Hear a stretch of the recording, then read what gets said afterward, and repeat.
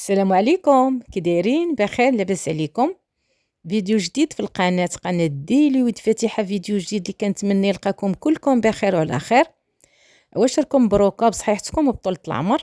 في هذا الفيديو غادي نحضر معكم غريبه بالكوكو السميده، غريبه بالبيستاش بمذاق البيستاش وبالفخوي كونفي اللي كتجي لذيذه بزاف، كتجي رائعه روعه مذاق خيالي. خليكم معايا من الاول الفيديو باش تعرفوا المكونات، ونبداو بسم الله على بركه الله. عندي 3 البيضات، شويه ديال الملح، كاس ديال السكر سنيده، كاس الا ربع ديال الزيت، وديما العبار بالكاس ديال العنبه. كنخلط البيض مع الزيت والسنيده مزيان. ديجا حاطه لكم غريبه الكوكو السميده في القناه بطريقه زوينه والمقادير مضمونه، ديروها تنجح معكم 100%. انا درتها بنفس المقادير، عاد دخلت عليها لاغوم ديال البيستاش واللي فخوي كونفي. هنا كندير الحامض، حكيت حامضه، درت القشور معلقه كبيره ديال كونفيتور المشماش، ورابعه ديال الكوك. والكوك يكون النوعيه الممتازه داك المنيدم، ما ديروش الناشف راه ما كتنجحش مع غريبه. خماره وحده ديال الحلوى، وفي الاخير ضفت كاس ديال السميده. وكتبقى السميده على حسب البيض، كان عندكم البيض كبير راه غديروا كاس ونص، انا عندي البيض صغير. فرقت العجينه على جوج، النص خليته غريبه بيضاء منسمغه بالحامض، وهاد النص درت ليه اللي فخوي كونفي، درت غير النص ديال البواطه.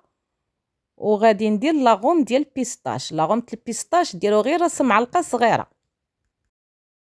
الا كثرتوا لاغوم تجيكم الحلوه مره به، كديروا غير راس المعلقه صافي. كتخلطوا كلشي مزيان وتبداو تشكلوا غريبه. كتفندوا يديكم في الماء ديال الزهر. ديروا غريبه صغيره، انا درت فيها 19 غرام، وتفندوها في سكر كلاصي، سكر سبيسيال، وصافي تحطوها في الطاوله اللي غتدخل الفرن. كتلبسوها مزيان بالسكر. كاينين اللي غريبه ديالتهم منين كطيب ما كيبقاش فيها السكر، كينزل منها السكر كله.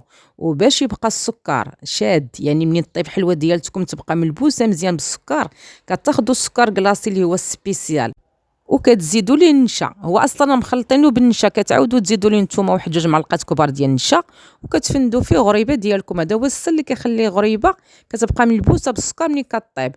ومن تكملوها وركوا عليها شويه بالمعلقه ودخلوها الفرن طيب.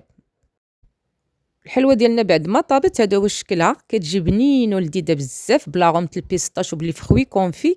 وكي شفتوا انا قسمت العجينه على جوج، خليت النص منسمه بالحامض غريبه بيضاء، والنص اللي بلاغومه البيستاش. الفيديو ديال اليوم سهل، نتمنى يعجبكم. ولا عجبكم ما تنساوش لايك وواحد الكومونتير زوين بحالكم. لاول مره تدخل القناه ديروا ابوني باش يوصلكم جديد القناه. وخليتكم في راحه الله الى فيديو جاي مع وصفه جديده ان شاء الله.